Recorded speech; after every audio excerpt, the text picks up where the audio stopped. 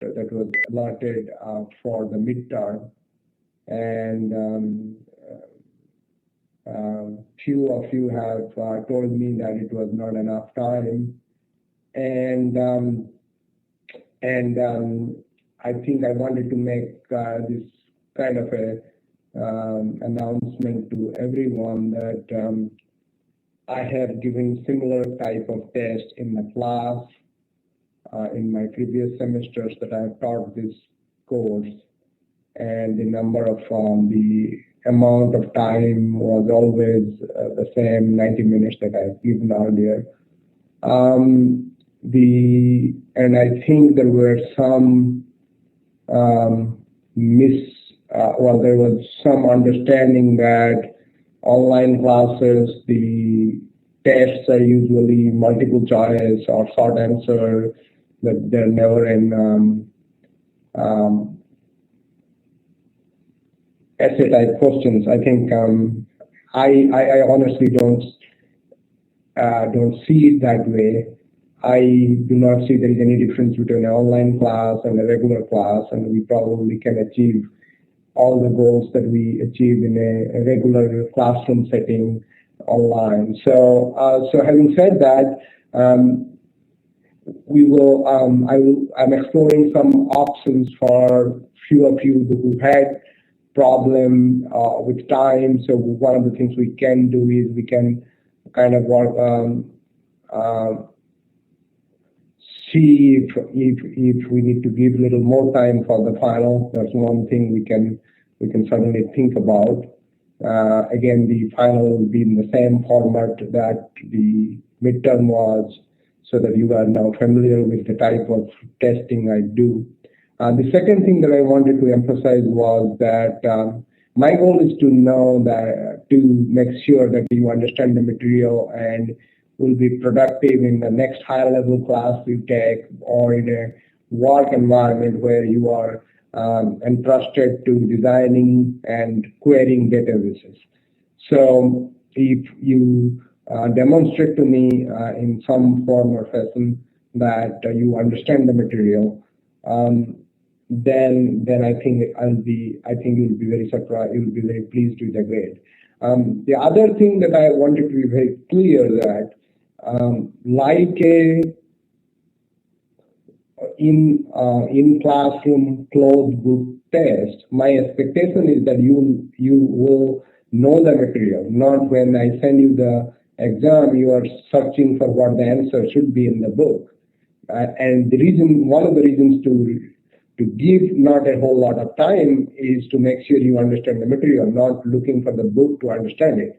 And if you are looking for answer in the book for every question that I gave, obviously it will take a lot more time than if you knew the material and you are just doing it like a closed book test. So, I'm open to suggestions, and I will see what I can do for or have how we can do it better for the final. But those are my thought processes. That for taking my tests, it should be similar to a open book, closed book test, like in class test. So you probably should not be opening the book if you know the material. If you are searching for answers to the problems that I gave, then obviously it will take a lot longer. So I don't know whether you are doing that, and I really understand that not everybody takes the test in the same speed. So for few of you that had clearly told me that you had issues with the timing, I will see what I can do for the final. We might be a little bit give more time, and we will see. I will kind of keep an eye out for your overall performance in the class. Besides one test where there was there was perceived to be less amount of time, and see how I can help you guys. So having said that, as I said, I'm really open to listen from you and see how we can make this class more productive. Okay, so having said that, we will move on to few things that we needed to finish on chapter 5, and we will certainly plan to finish chapter 6 today, the conceptual design, which I think we covered pretty much everything that you need for the conceptual design. So I will expect everybody to submit their conceptual design today. But if you are delayed, then or if you are still struggling with it, you can send it by next Tuesday. That should be okay either. There is a question, could you give us an update on the regards to our participation grade? I think what I usually do is I will go through the log of attendances, and I have not done that, and see how many, how long, how many classes or how many during the class whether you were here full time or not. Usually I will not be worried about the participation grade unless you missed significant amount of classes, which is I think more than 2 classes. You should not be worried about your participation grade. I do not have I do not really keep track of every day where the participation grade is. It's at the end of the semester. I look at how many classes, if any, you missed and how many times. And I have an overall idea of where people are as far as participating in the chat room. But since I understand that some of you might not be able to type as fast, so it will be primarily based upon what about, there is a question, what about those of us that had internet connection issues on the first day? Again, if you didn't miss more than 2 classes, you should not be worried. If you missed more than 2 classes, send me an email. We can talk if there is a enough reason why you missed. And like I missed the last class because of a family emergency, so I understand, once in a while things happen. So I'll not be worried about class participation unless I see somebody every time not staying for the full class, somebody coming 80% of the time they're late, or somebody missing more than 2 classes. I'll really not be worried. I'm very generous on those. So I'll not worry about the participation thing. It'll be. And again, I think for any of you, and I know most of the class is doing very well on the grade. For some of you who are worried, usually my students have always, if you are fair to yourself, you will get a grade which is better than what you think you deserve. So that's how but you have to be fair as far as how you rate yourself. So the way, if you are fair and you rate yourself, your grade will be better than that. So I'll not be worried about, if I were you, I'll not be worried about the grade. I'll be more worried about learning the material. And if you don't understand, feel free to send me email, talk to me. And as I said, if only thing I see is that one test you can do some stuff, and I clearly see even in the test who knew the material and ran out of time, and who didn't know the material, and there were significant errors even on the portions that they completed. So I have a good understanding of that. So my bottom line is, if you are fair to yourself and the grade that you give yourself, you'll get a better grade than that. Okay, so let's finish up chapter 5 and move to chapter 6. And so one of the things I think we didn't talk about, we talked about all the basics of entity relationship modeling, and I think that's primarily the core of how entity relationship diagrams are created, models are created. But there are some things that are in the book that I just wanted to touch upon briefly and move forward. A recursive relationship occurs when an entity has a relationship to itself. So here is an example of a recursive relationship. An engine had a train, let's say a train has an engine followed by some boxcars, and there might be 10, 15, 20, we don't know. The first, between the engine and the first boxcar, that the relationship is the first boxcar relationship. And between two boxcars, the relationship is boxcar. So if you are doing a entity relationship diagram to demonstrate the recursive relationship between an engine and a boxcar, that you will see is here we saw here is the engine number, type, and horsepower, and the boxcar. Boxcar is a boxcar number, capacity, and type. So a boxcar ahead of it, so there might be 0 or 1 boxcar ahead of a boxcar. So if this is the boxcar, you're talking, this is the boxcar, there is 1, 0, there is no boxcar ahead of it, or 1 boxcar, this is the, if you are talking about this, ahead of it all the time. If you are at the last boxcar, there is 0 or 1 boxcar ahead of it. So this represents all boxcars that are in a train. This represents the engine. The engine and the first boxcar, there is a 0 to 1 relationship.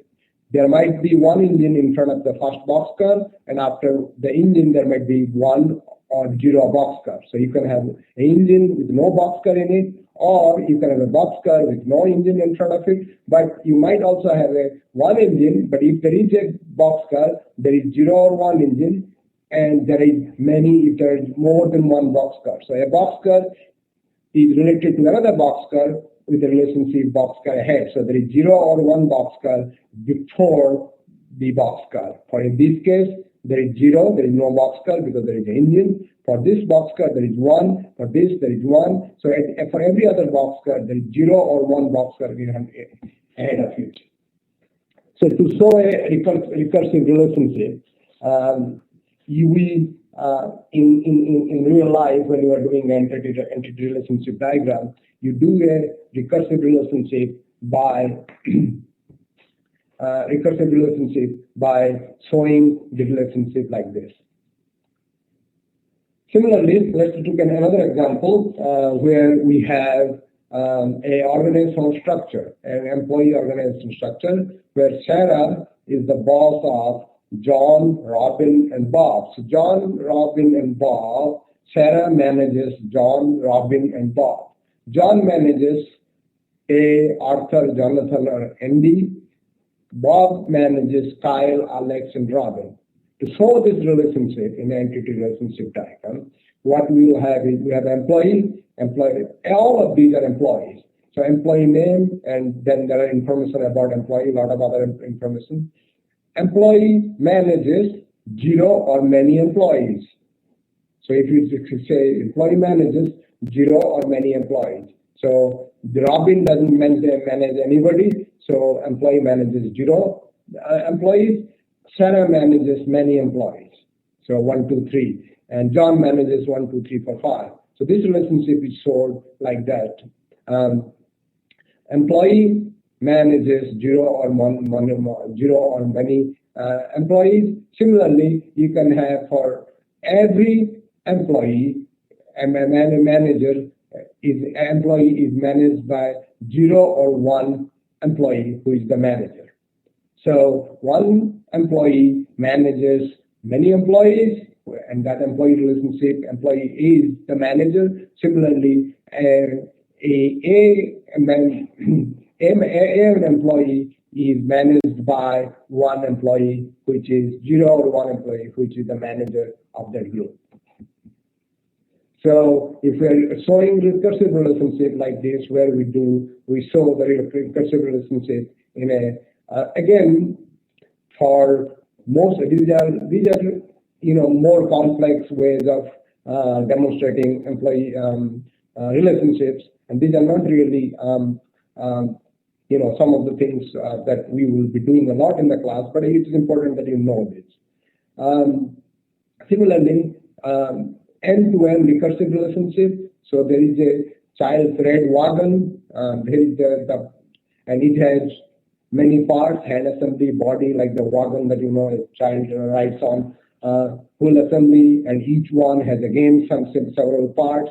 The wheel assembly again similar has parts. So this is again, the parts relationship, for every part, there is zero or many parts, or every part is related to other parts. So this is basically showing that a part can consist of many parts, and any part can consist of zero or many parts, either both ways.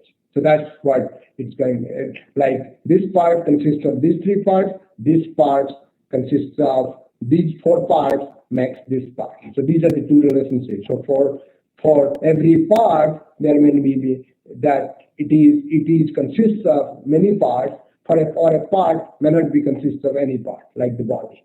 So it can be one of its own, or it can have many relationships. So that's what exactly it is demonstrating here, that you can have zero to many parts, or you can have any part can be related to itself, zero or many. Okay, so we will kind of go through this example. I think you guys have probably done this in your in the conceptual model, but we'll go through it so that you're a little bit more familiar with it. So we have the College of Business, and we have this kind of data. So the idea that we are trying to show here is, from the project, from the stuff that you are doing for the project, that you have this kind of data. Let's say you have this kind of data that you want to store. How do we create a entity relationship diagram to represent the data that we have?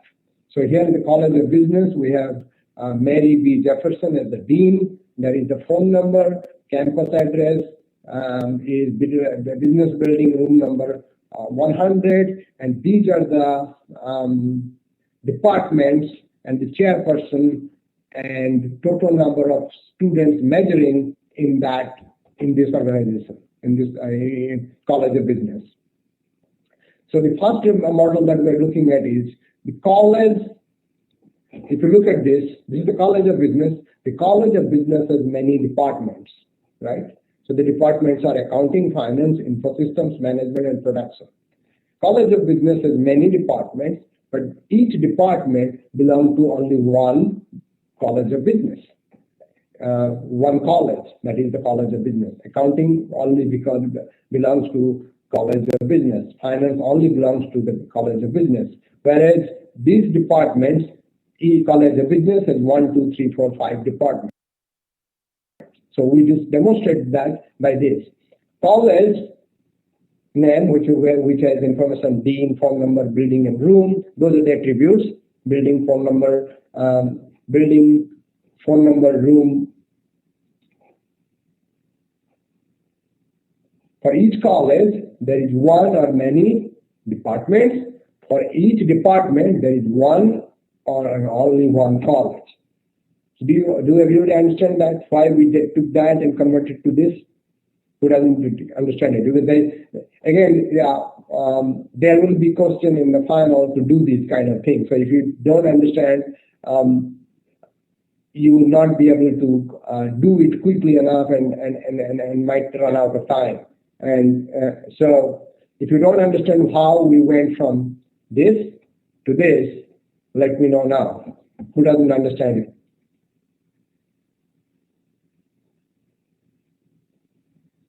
Everyone understand why we have this one here, one, and this?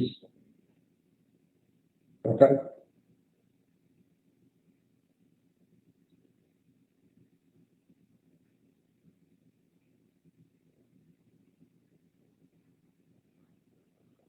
So everybody can do this when we, as part of their project or part of the final. That's right.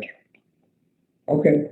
All right. Moving on. So if you don't understand, let me know, because we're going to go through an example, like this example we're going through, and we'll create a conceptual data model, and I will most likely give you an example like this or something similar, and say build a conceptual data model.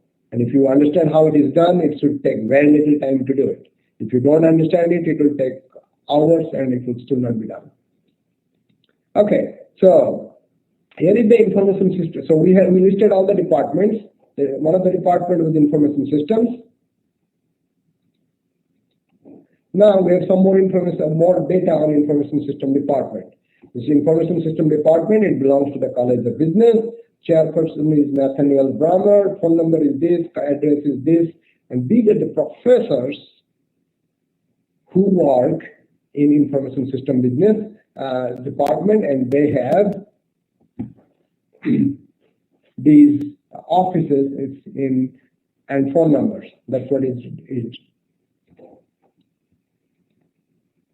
Okay, so this is what we did with the department, college, and the department. Here, then we are building a data model using an end-to-end relationship, which is basically means a department can have one or more professors, but the professor can belong to only one department. If you look at this data, all the professors belong to one department, which is information systems.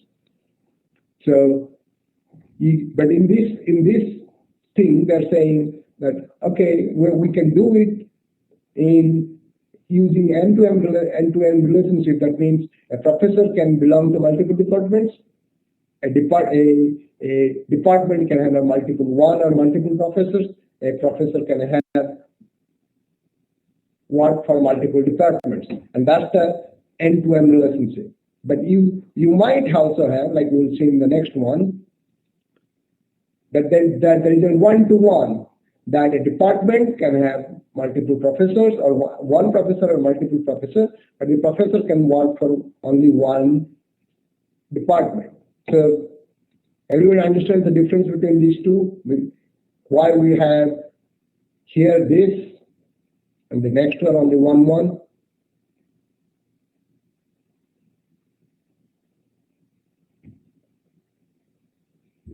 The question is, will the chart give us the list of the known constraints? Yes.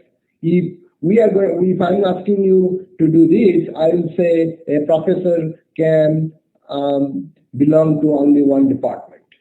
If I want to do this, then I will say the professor can belong to multiple departments.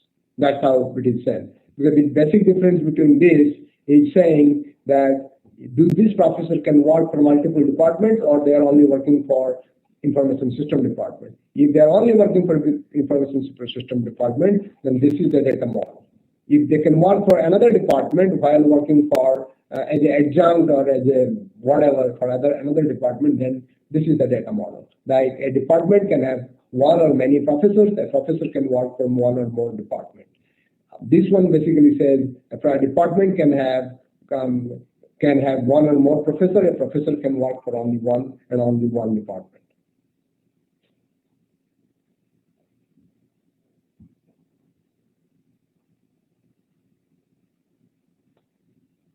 Well, that's a good question. I think the question is, how are you going to do the data models on the test? That's a good question. I have to come up with some unique ways. I think the scanning is not a good option. Then maybe one of the options might be that we do it a take-home exam, and you have more time to do it. I don't know. The one other way of doing that is Visio, but I don't know if everybody has Visio. So I'll figure it out. If there is no way to do it, then we might do a take it home. If that's not possible, then we may not even give it this one, or we'll come up with a different way. But I'm not really worried about this particular one, because you'll be doing those as part of your project anyway. But if I really want to give a test like that, I might give it a take home, and you do it and send it to me. And again, I have not thought about it, because usually I used to do all this in class, which is a lot easier to do than do this online. Okay. So this is one way to do it. There is another way of the second data model, where we have instead of storing, again doing the normalization, instead of storing the data in a one-to-one or into a many-to-many relationship where there can be a lot of redundancies, one of the other ways of doing the same thing is doing it through and another putting the appointment information in another table which stores information about title and term, and which term the person is appointed to another department. So this is again doing the normalization, like as we have talked about, to reduce redundancy and to remove addition, deletion, and update anomalies. You can build a data model to show appointment and show appointment in different and the same way one department can have many appointments, and one appointment can belong to multiple departments. So I think what we are trying to say is that by looking at the data, and there is again, like I was telling to the question, even if you take a wrong assumption, like my gradings are usually very liberal, like you saw in the midterm. My goal is to, if you wrote something and you wrote the assumption that this is what you are doing, and if I see that whatever you assumed, whatever you assumed and the diagram is the same, it doesn't matter that you assumed wrong. I still give you full credit, because it is not important that you. It is important that you understand the material, and if you have a wrong assumption and you did it correctly with a wrong assumption, I will give you full credit, because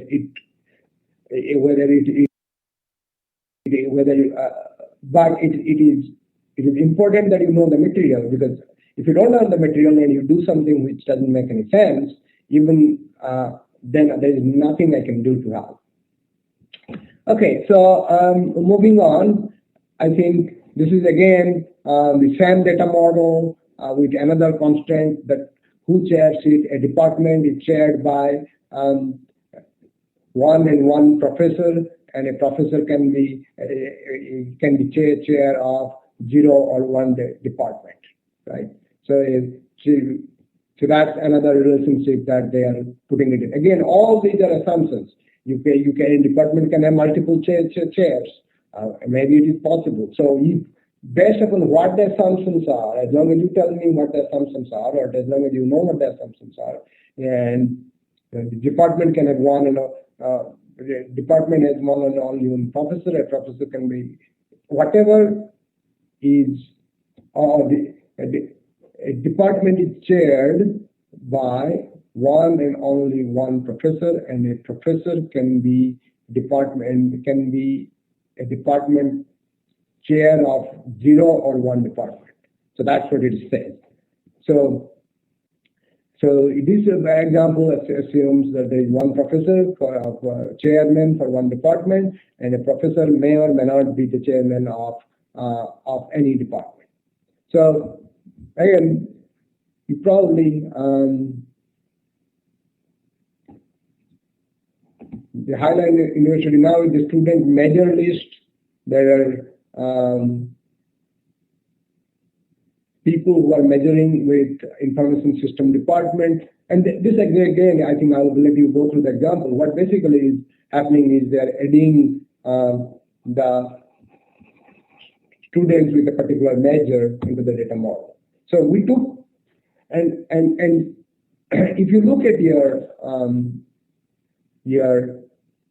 conceptual design, I say 6 to 8, minimum 8 tables.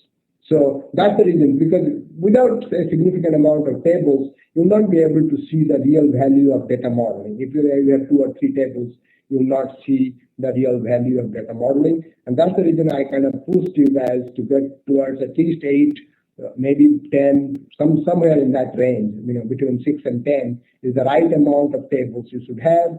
And as long as you write down what your assumptions are, there is no right and wrong assumption. As long as it's your assumption, it's clearly says, then once you say what the assumption is, then the diagram should match. Maybe a department can have more than one professor or one chair. That's perfectly okay. Maybe a college is only, a department can belong to multiple colleges. That's okay, because in real world, stranger things have happened.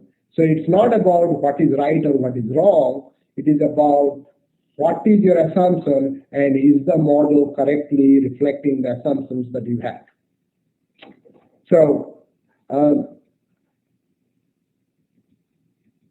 so I'm not going to, again, the same, it has gone on and just added more and more tables into the whole. But if you understand the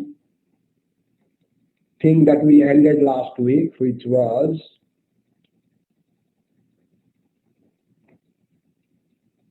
this, if you understand this, the closed summary, this 1, 2, 3, 4, 5, 6. And you understand some of the things that we talked about, the recursive thing, and how we went from a business problem of storing data for this fictitious university, and how we went through printing out, how we created a data model which supports processing a college application and sending out the acceptance letter. That is all about entity relationship diagram and creating a data model to support a business problem.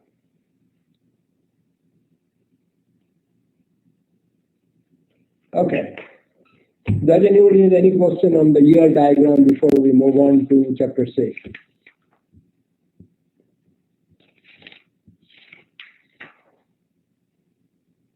So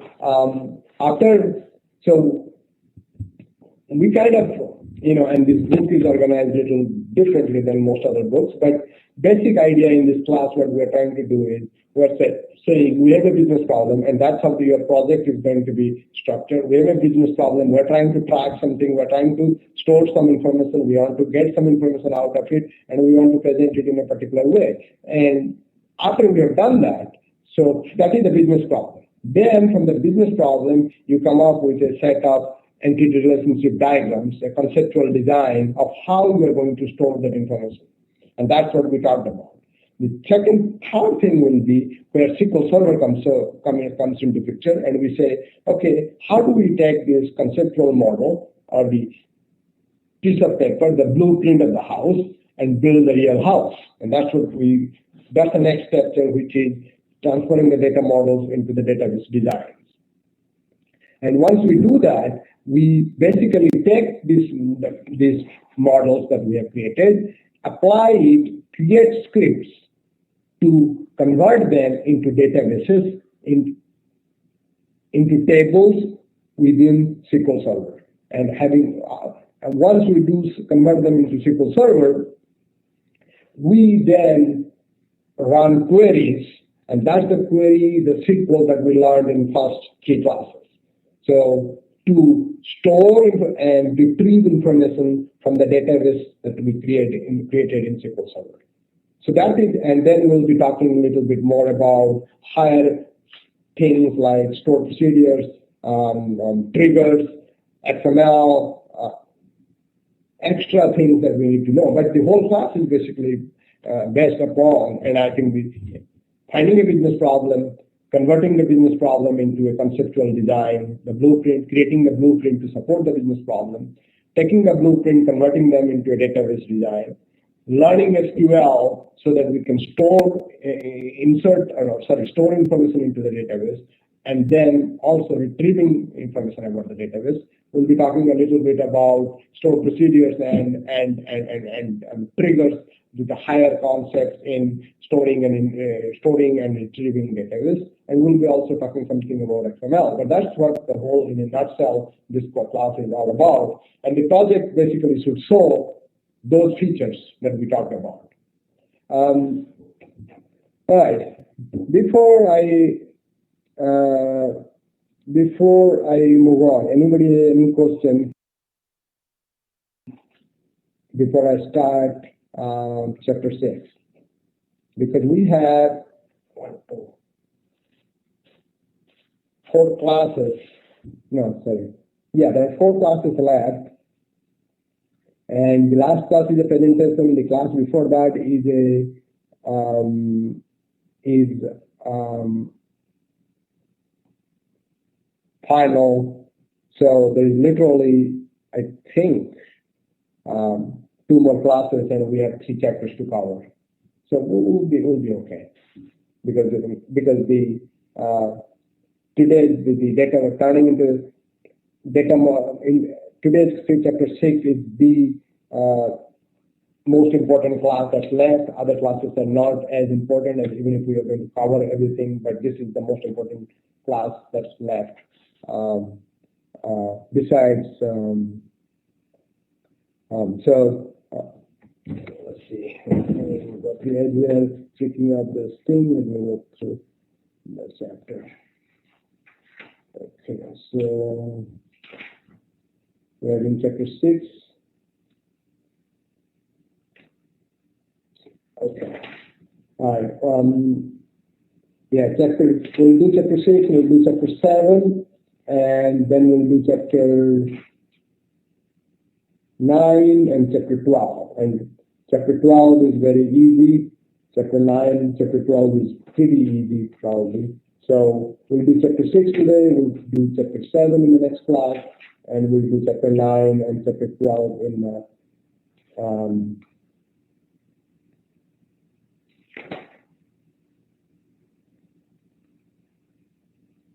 the last class. So that should be good. Okay, so we are going to go on and see if we can finish chapter 6 today. Okay, so I'm assuming there are no questions.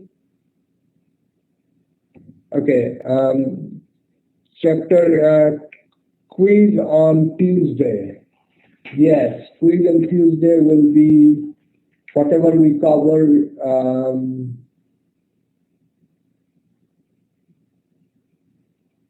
It will be chapter 5 and chapter 6, because we'll cover chapter 5 already, and we'll cover chapter 6. So quiz on Tuesday, 5, chapter 5 and 6. Okay, let's see if we can finish it today. Chapter 6, to understand how to transfer data models into database design, to be able to identify primary keys, understand when you use a surrogate key, to understand the use of referential integrity, to understand the use of referential integrity actions, to be able to represent one-to-one, one-to-n, end-to-end relationship as tables. Again, basically, how do I take the data model that I just created and convert it into a database? So to create a table for each entity in the entity relationship diagram, specify the primary key, specify candidate keys, specify properties of each column, whether this should be null, what kind of data type, default value, any data constraints, create relationship by placing the foreign keys, relationship between strong entities. Again, I think we'll go through this instead of reading this slide. Okay. For each table, create a table for each entity. So if we had a entity called employee, and we had the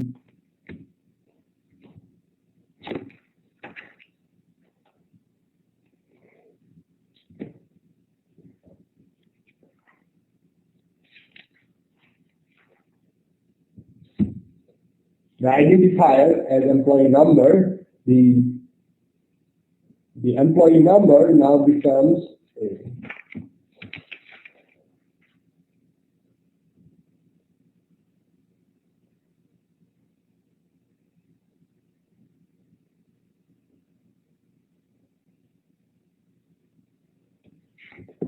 okay. So employee entity, as you say, the identifier was employee number, with other attributes are employee name, phone, email, hire date, review date, and employee code. That becomes an employee table where the primary key is with the key is employee number, employee, and these are the columns. So from entity, we become a table. From attributes, we become column. So that's the primary distinction. Now, when we write a table, we call it employee, with employee number as the primary key, employee name, phone, email, hire date, review date, and employee code.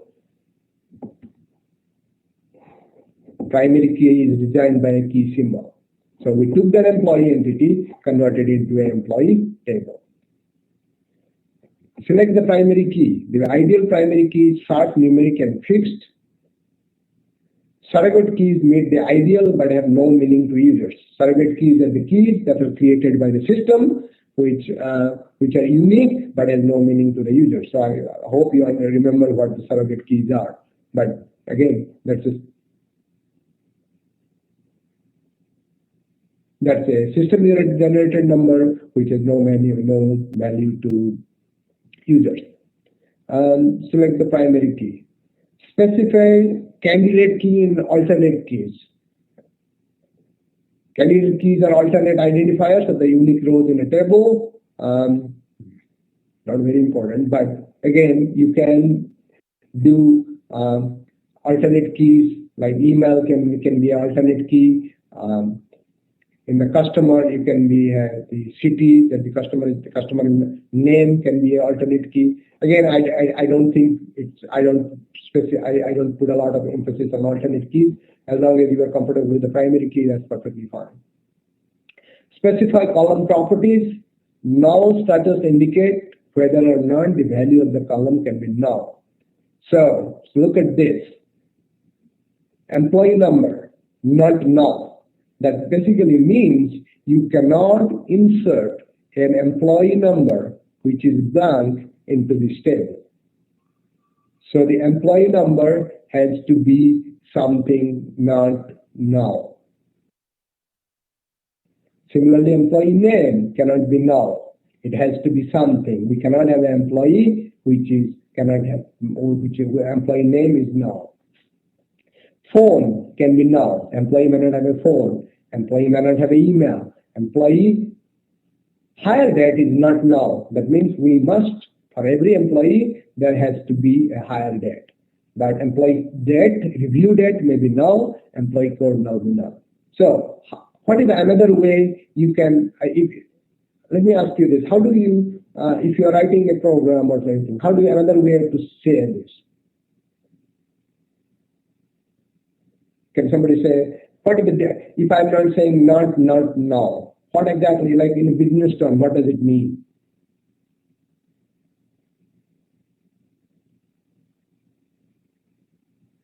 Exactly. Unless is mandatory versus optional. So cannot be blank. Same thing. There has to be data in it. That's exactly true. So it is required versus optional. So employee name is required. Employee number is required. It needs input. That you cannot move from one field to the other field without entering the value. When you are inserting value to this table, you must have a valid value. You can enter empty, you can enter space, a single quote space, single quote into phone number, into email, but not to hire date. You can do that to review date, but can't do that to employee code. So that's what it means. Data types. Once you say that a particular field is required or optional, the next thing that you talk about is what kind of data types the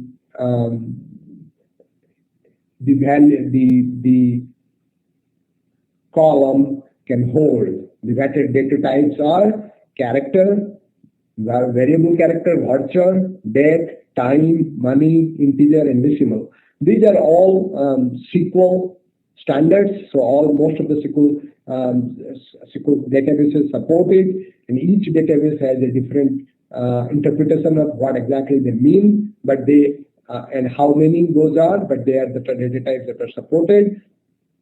So it can be a character, it can be a varchar, it can be date, time, money, integer, or decimal. So if you look at it, employee number is integer. Employee name is a character of 50. Phone number is a character of 15. You could have decided, some again.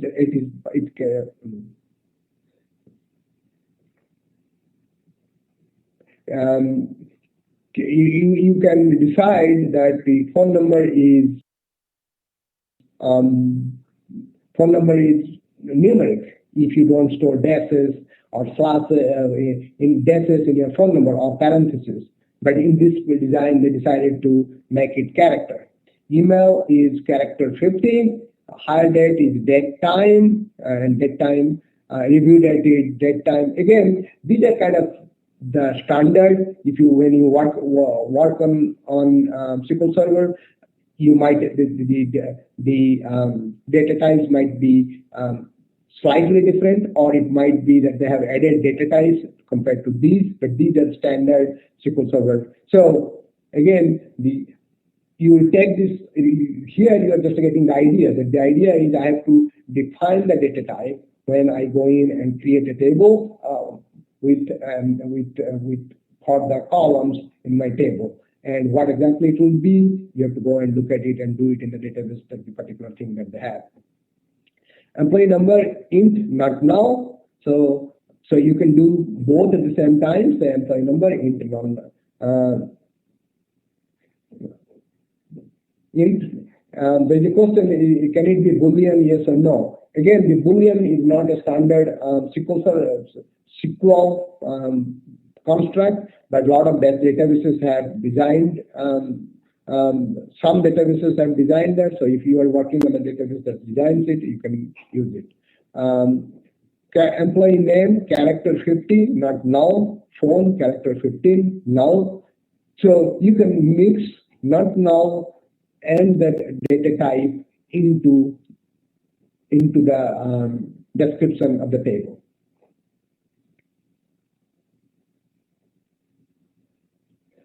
So these are the SQL Server. These are the data types. Binary, length.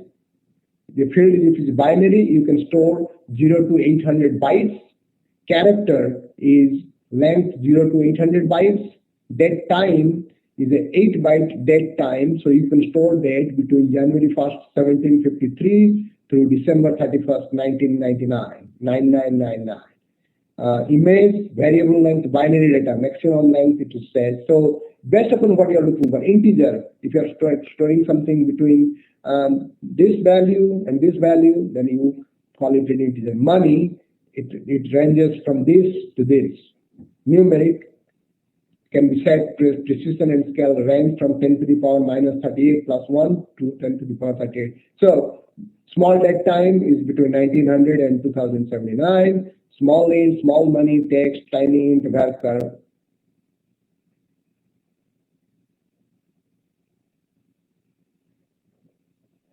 Varchar.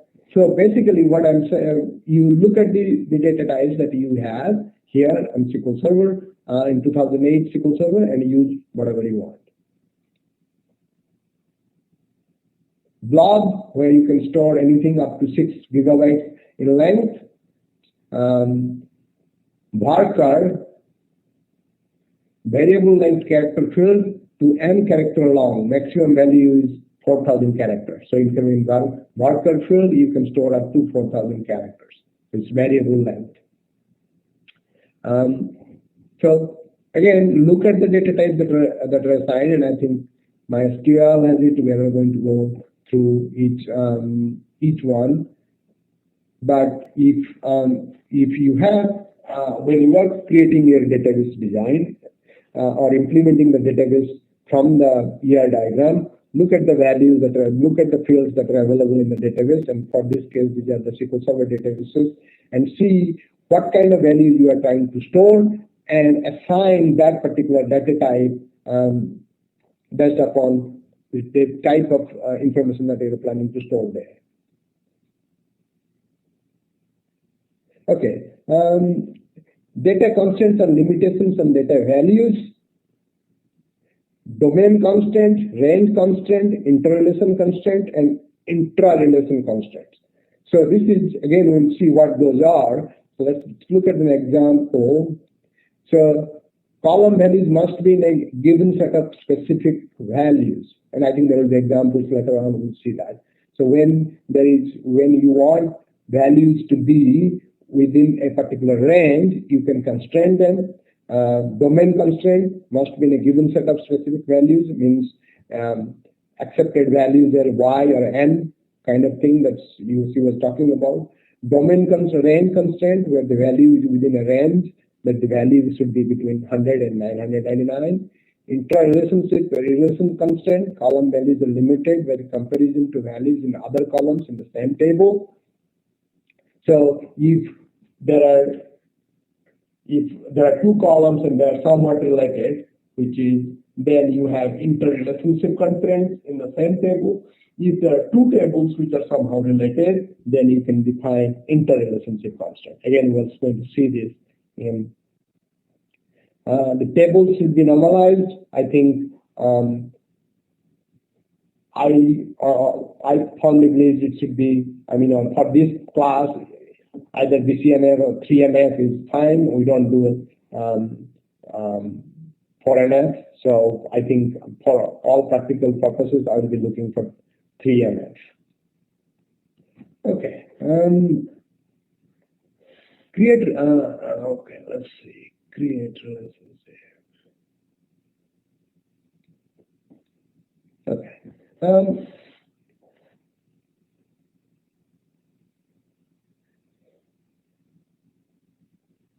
So if you have a file,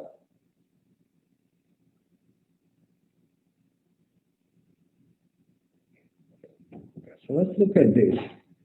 So let's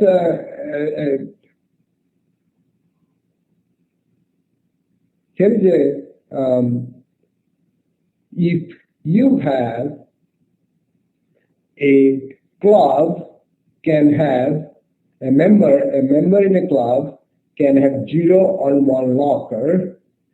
A locker can belong to 0 or 1 club member. So there might be a club member locker which is not assigned to any club member.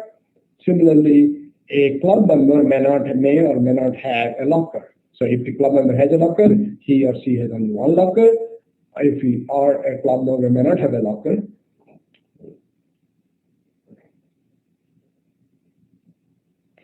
To show that relationship, what we can do is we have locker number, locker room, and locker size. Here we have member phone number. To make the relationship, we either can put these are strong entity relationships.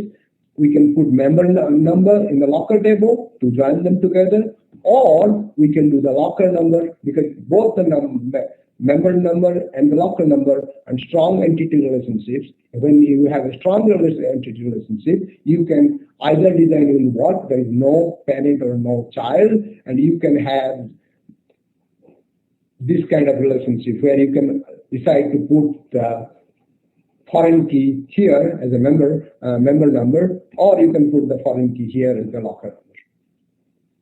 And you can build tables based upon either this design or this design, and both will work. And it's the same creating strong entity relationship and creating tables out of that.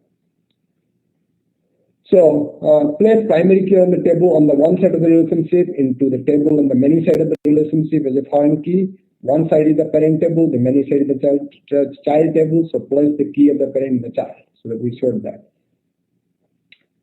So similarly, company and department. A company has 0 or many departments. A department can belong to a department can belong to one and only one company. So you can have the department name put in as the company name, put it as the foreign key, and you can build a relationship. So it is for strong entity relationships, you can certainly create like the example. I think this was a great example, the cloud and the locker. and you can design tables based upon whichever way you want. There's no right and wrong answer. You can do it this way, you can do it this way.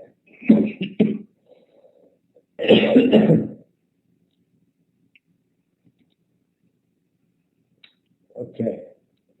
All right. So we are page 23. Okay. Anybody has any question before we take a break and we come back?